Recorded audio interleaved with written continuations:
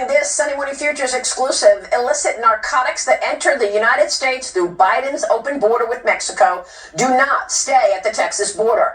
They get to big cities like New York and Chicago within 2 days, with 5,800 pounds of fentanyl seized so far this year. That's more than all of 2020. Fentanyl is deadly, and it is causing the vast majority of overdoses in America today. While on the ground, on the border, we also learned that Mexican cartels are working with Chinese cartels to produce it, transport it, and sell it into America.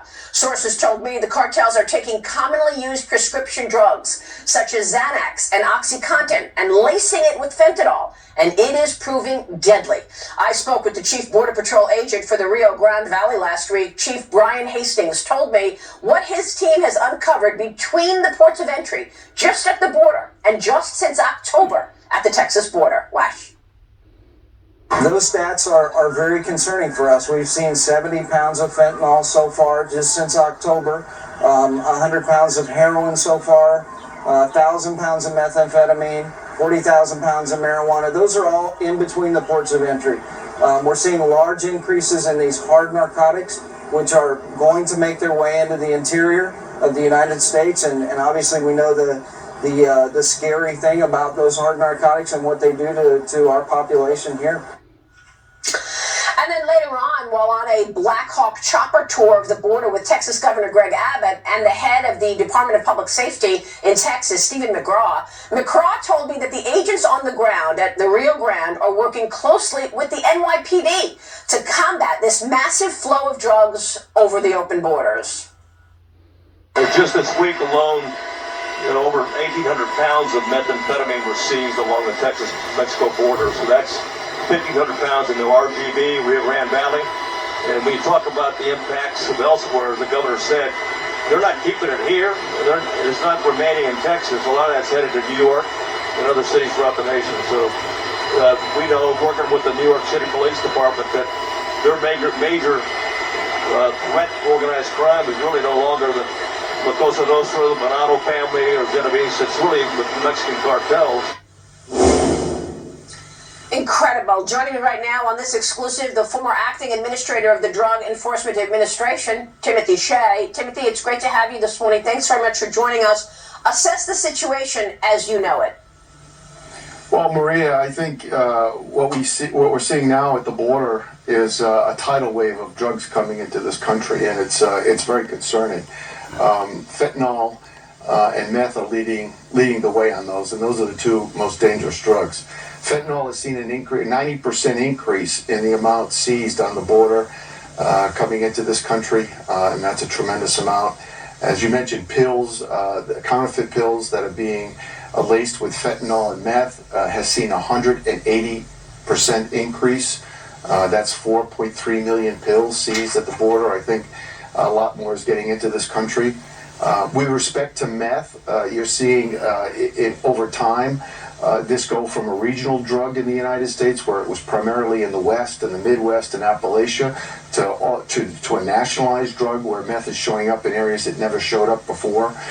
From 2012 to 2020, there's been a 3,000% increase in meth seized in the United States. And we did an Operation Crystal Shield at DEA when I was there to attack the transportation hubs, and we made a difference. But we've seen a huge increase in the last several months.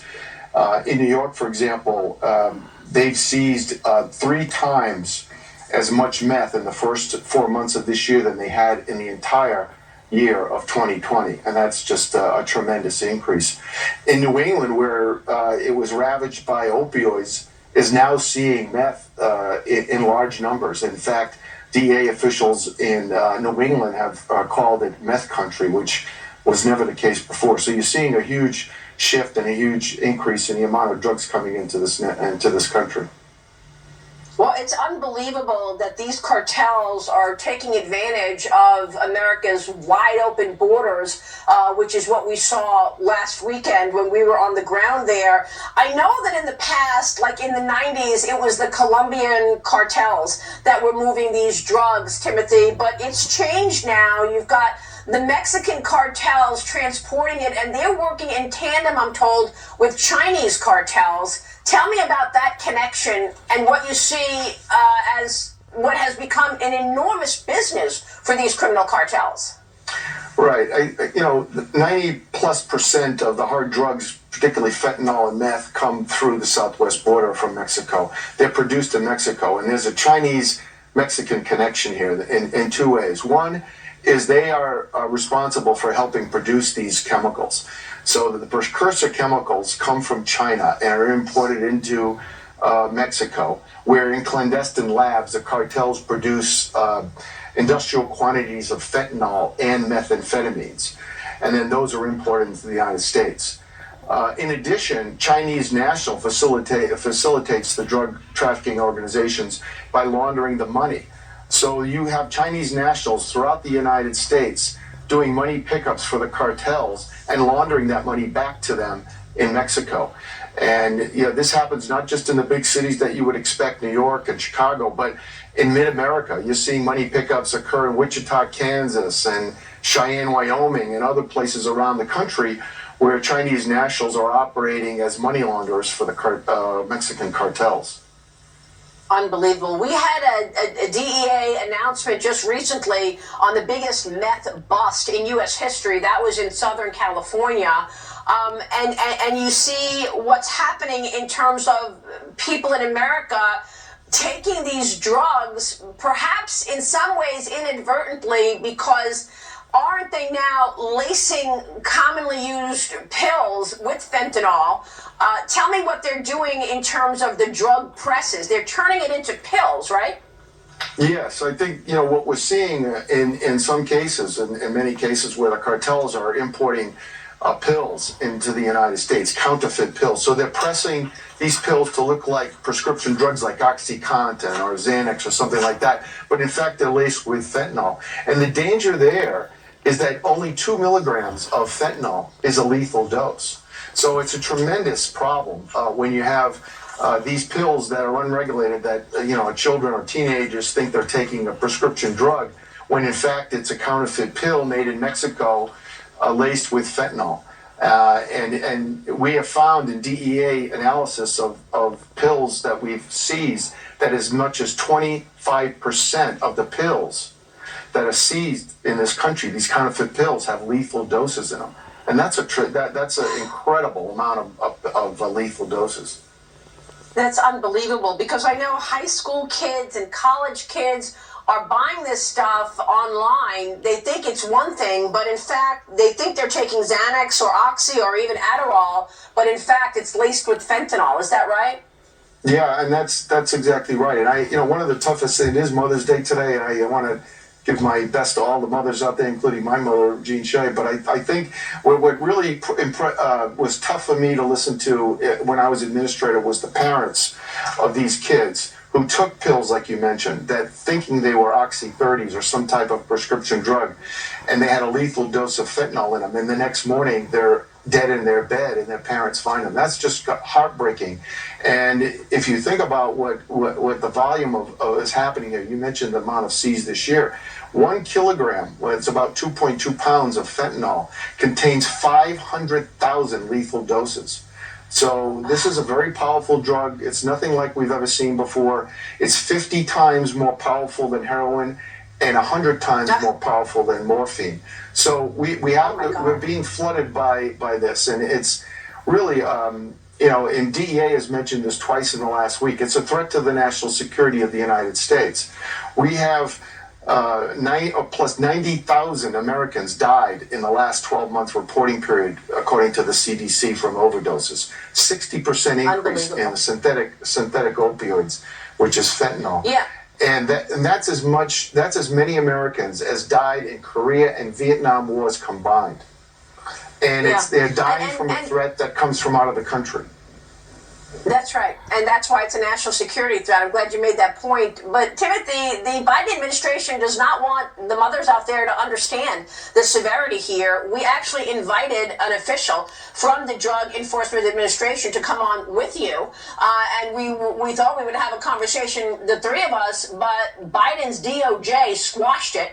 They did not want the DEA official to be on to discuss this. So there is also a media ban on this. Isn't this information that the public needs to understand, that these wide open borders are not just about illegals coming into this country and sucking up resources and getting in front of the line for those who are trying to do it legally? It's also not about those gotaways. There were 108,000 gotaways just in the last 3 months. We don't know who they are, what they're up to. They got away. But it's also about these drugs, because these drugs are getting into America. I don't understand why this administration is not putting some rulemaking around these open borders. They overturned all of President Trump's tough stance on the border. Well, I think you see when you have the Border Patrol and Customs stretched thin down on the southern border dealing with the immigration and human trafficking crisis, that they're necessarily not devoting resources as much as they did to stopping the drugs coming in. On top of that, we need to be more engaged with Mexico. I think the government of Mexico in the transition passed a law that really hampered the ability of the DEA and the United States to work with them to attack the cartels. And why they did this, I don't know, but it was a boon to the cartels.